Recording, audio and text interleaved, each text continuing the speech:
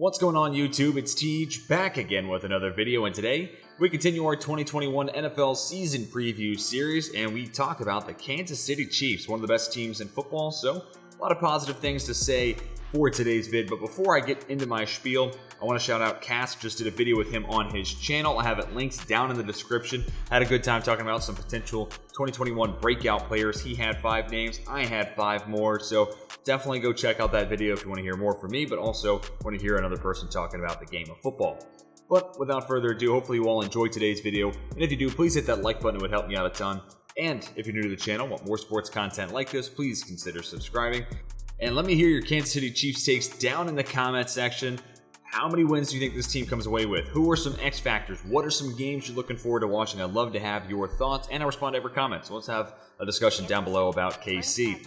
Let's go ahead and start talking about the Chiefs. Obviously one of the best teams in football, right? So win range 13 to 16. Maybe this team could go 17. I mean, I'm not putting my money on it, but I'm not going to stop you if you really find a good, betting, you have some good odds. I mean, go for it, right? Like, if you're going to do it for anybody, them and the Bucks. It makes some sense, right? But overall, 13 wins. And if they went 13-4, kind of ridiculous to say this, but it'd be a little bewildering how they lost 4 games because this team is so good. But 13 to 16 wins feels like a solid win range. I have them at 15-2 in my way too early season preview, and that's probably a mark I'll keep them at. Honestly, it was a hard time finding losses for them when I did that video. It seems just so good. The offense is so explosive. We'll talk about where they might have some weaknesses here in a little bit. And the defense has playmakers. They create turnovers. So despite where they might be lacking compared to some teams' defenses, they know how to get the ball back in their hands of their offense, which is always a good thing when Patrick Mahomes is your QB. So realistic goal, it goes without saying, win the Super Bowl, right? Every team has like the goal in mind to win a Super Bowl, but there's realistically a handful, maybe 2 handfuls worth of teams that really have a pathway to come away with the Lombardi. And Kansas City not only has a chance, they are one of the 2 best teams and one of the 2 betting odd favorites. It's them and the Bucks pretty much. And then, if Aaron Rodgers holds on to Green Bay, you could probably lump them into that conversation as well. But this is a great team, and they realistically should be aiming to get back to the Super Bowl and win another Lombardi, bring it back to KC, and then reach goal. How about this? This would be pretty fun. Set the all-time point differential record, currently held by the 2011 New England Patriots, 342 points. I mean, this offense is going to score a lot, and I think the defense is going to be pretty solid, especially considering the improvements on the secondary, also in the linebacking core, and if the pass rush stays healthy, I mean, obviously all that sounds great on paper, but all that mixed together with some playmakers who know how to create turnovers, get it back in the hands of Mahomes. I mean, if there's a team to do it, I think it's Kansas City. Let's go ahead and start talking about some X factors, though. When you look at this team, there's a couple areas where people have pointed out where they're not fantastic, basically. And part of that is wide receiver depth, right? Tyreek Hill might be the most explosive, biggest playmaker at the wide receiver position, and Travis Kelce might be the biggest mismatch at the tight end position.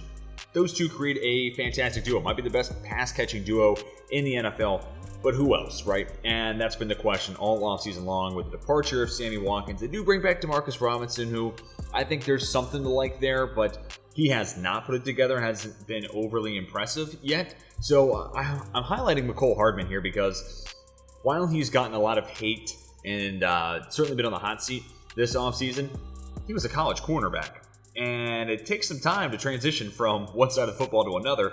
Some guys make it look easy like Caleb Farley, but others, they're human. So Mecole Hardman, I think, falls into the latter. Granted, he's a twitchy human. He's one of the fastest players in the league and can stop and start on a dime. And they need somebody else to try to carry the load and not just be all Hill, all Kelce. And I think Mecole Hardman has a shot this year. I know we've been saying it for a while now. This is going to be the year we see a lot from Mecole Hardman. This is the season. Realistically, I think this is the most likely time because of the depletion of targets that have left in the form of Watkins and company. So I like the opportunity for Hardman. And realistically, it comes down to Eric Bieniemy, the OC, and Andy Reid, the head coach, which also he has a heavy hand in the offensive game planning, and finding ways to get Mecole Hardman easy plays with the football. I know they use Tyreek Hill to line him up in the backfield. They use him in jet sweeps. They'll get him on drags. They'll just get him the ball short. I want to see Mecole Hardman be used in that same sort of type of role, as opposed to just like, hey, you're straight line fast, go get it. Like, go down the field.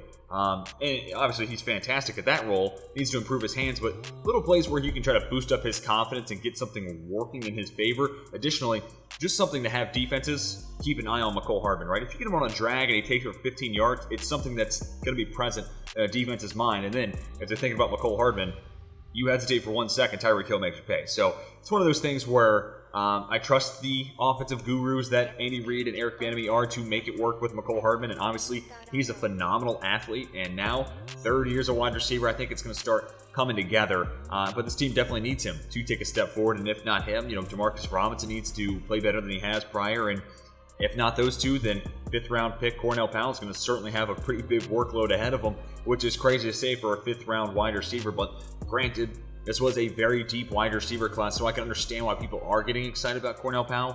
I just think it's a little bit of a reach to say year one, he'll be a big play machine or he'll be a big cog in the mix. So instead, I think Mecole Hardman's a more likely player to fill in some of those missing targets from Watkins and provide a spark for this offense and take some of the workload off the shoulders of Hill and Kelsey. Our second X factor is going to be Lucas Niang, and this is a guy where it kind of comes down to why I chose him, being that this team has such a good roster. But Lucas Niang was a guy who had a lot of things, a lot of boxes checked coming out of TCU, and he has the makings of a starting tackle just in general. And overall, I'm just not a big Mike Remmers guy. He's better definitely at right tackle than at left. And when you compare the rest of the offensive line, Remmers is definitely the weak link, but given how good the rest of the unit is, it's not that big of a deal. It's not the end of the world. But I think upside-wise, Lucas Niang is definitely the better play for Kansas City. So I'm interested to see his development. I don't know if we'll really get to see him this year. I'm thinking more so it's probably next year in year 3 where he gets to take that leap where we typically see offensive linemen really hit their stride.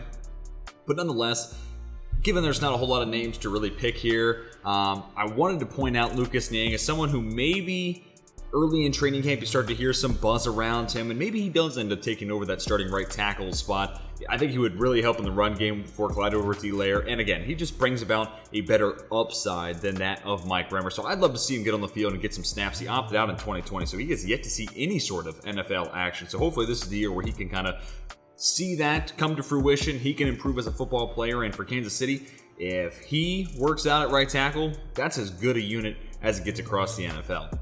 Final X Factor, we'll talk about Nick Bolton / Willie Gay. I'm kind of cheating here, and I apologize for a pretty low-res picture. I have not been able to find any good pictures of Nick Bolton at minicamp, rookie camp, whatever, at Kansas City.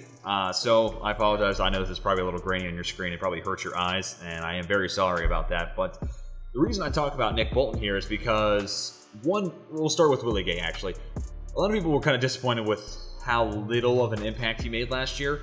And ultimately what it comes down to, as from what I've read and heard from those around the league and close with the Chiefs, he's just not a linebacker who's necessarily comfortable being the QB of the defense, calling out what the offense is doing across the line of scrimmage and, having that type of role. Like, I think London Fletcher is just like a prime example. And I know it's like one, if you listen to PFF, they talk about it a lot, but he's a guy who, despite not being good anymore, at least for an NFL linebacker, he stayed on the field because he understood it, and he was just so cerebral. Like, he understood it above the shoulders better than anybody that Washington had at the time, so they had to give him out there. He could make adjustments, and Willie Gay's just not that guy.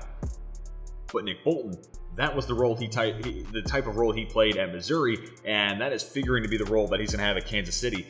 Therefore, the reason I put these two both on the screen, if Nick Bolton can be that QB of the defense on top of being a thumper, this dude's going to stop the run. He's going to make people feel his presence, right? He's also a pretty good athlete, can play some sideline to sideline. Figure he'll be okay in the passing game. And because of that, I think that only improves the stock and makes Willie Gay that much better of a football player. So I think those two in tandem are going to rely on each other a lot. And if Willie Gay takes a step forward and Nick Bolton, sleeper for Defensive Rookie of the Year, I'm going to do a betting video here pretty soon. And Nick Bolton will be one of those guys I include when it comes to Defensive Rookie of the Year talks. But this is a guy who has a lot of talent, and if he can be the QB of the defense, he's going to improve himself, but also Willie Gay, and overall, that's going to take this Kansas City defense to what we really haven't seen them play at, because even when they went to the Super Bowl, it was playmakers in the secondary, Chris Jones is the disruptor on the front line, and also Frank Clark in there as well, I guess. And then, the linebackers were kind of weak. Kind of like Daniel Sorensen really is that sub linebacker. But if Bolton and Willie Gay Jr. get it done, this is going to be as good a defense we've seen in Kansas City in really the entire Mahomes era, which obviously makes his team that much more likely to come away with the all-time point differential record, which I've set forth as a reach goal. Let's talk about some games to watch, then we'll close this video out. Week 1 against the Cleveland Browns. Duh. Like, that game was going to be awesome. Like, it's a rematch from a very close playoff game last year, and then also just like the showing of the freaking ironclad nuts Andy Reid has. Pardon my language and how vulgar that was, but that dude has the guts of, I don't even know, Get this beat untagged for free going for it on fourth down with Chad Henry. I mean, no one else in the NFL is making that decision. Andy Reid, is with Chad Henry in their center. It pays dividends to get the first down they win the game. But Cleveland is one of those teams in the AFC that really has an opportunity to try to unseed the Kansas City Chiefs. Like, it's Cleveland, it's now Tennessee, and then Buffalo. Like, it feels like Kansas City is the front runner in the AFC, but those next two are knocking on the door. This is a chance for Cleveland to showcase, hey, we've arrived. We are not overhyped. We are as good as Kansas City, and we're taking them down. And also a home game, so it's always fun to see Kansas City play at Arrowhead, and that figures to be an awesome environment. And hey, week 1, you couldn't ask for a better matchup to start the season for the Chiefs. And then fast forward to week 6 at the Washington football team with, also I want to say, honorable mention, week 7 against the Tennessee Titans. The reason I didn't put the Titans on here was a lot of the same reasons I just talked about with Cleveland, just because it's like a team that's knocking on the door. Next closest thing to trying to see the Chiefs in the AFC. So basically just copy and paste everything I said about the Browns just with the Tennessee Titans. So week 6 Get this beat Washington. untagged for free at freebeats.io. Not too long of a travel, you know, through about half the country, but nothing egregious. It's not like West Coast to East Coast or vice versa.